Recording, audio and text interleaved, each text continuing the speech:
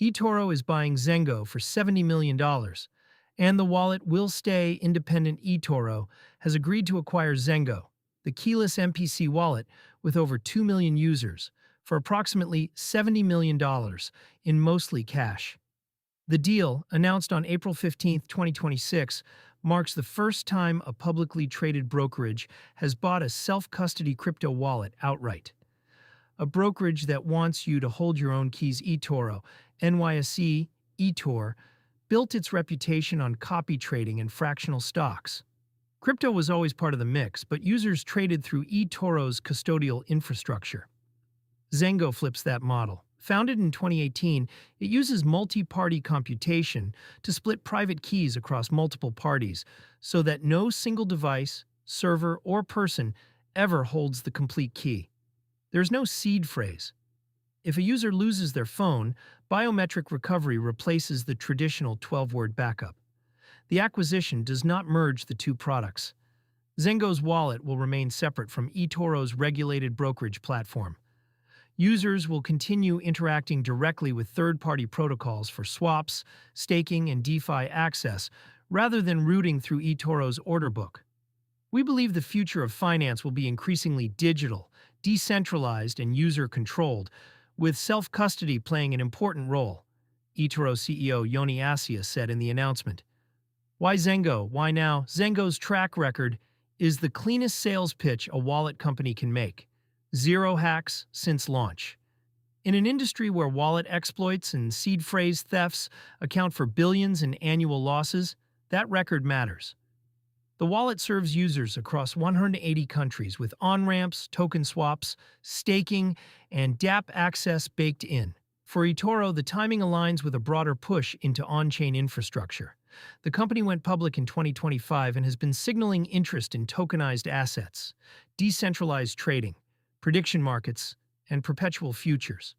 Owning an MPC wallet gives eToro the plumbing to support those use cases without building from scratch. Zengo CEO Oriol Ohayon framed it as an acceleration.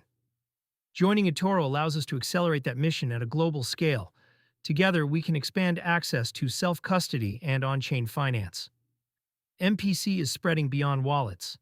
Zengo was among the first consumer wallets to ship MPC as a default security model rather than an enterprise add-on. The same technology now underpins several crypto card products. MetaMask's card uses MPC-based smart accounts, and institutional custody providers like Fireblocks have built their entire stack around MPC key sharding. The $70 million price tag puts a concrete number on what the market thinks MPC wallet infrastructure is worth. For context, Zengo had raised roughly $34 million in venture funding across multiple rounds, so early investors are getting roughly a 2x return.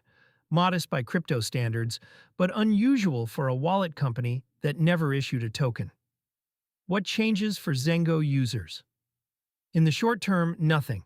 The press release emphasizes continuity. Existing features stay, the wallet stays independent, and users keep direct protocol access. The interesting question is what comes next. eToro's distribution, currently over 35 million registered users, could funnel a portion of its user base towards self-custody for the first time. That is a different proposition than a crypto-native user choosing Zengo on their own. There is also a revenue angle. Zengo earns fees on swaps, fiat on-ramps, and staking. Under eToro's umbrella, those same services could scale to eToro's existing user base without Zengo needing to spend on customer acquisition. The deal is subject to customary closing conditions. Neither company disclosed a specific timeline.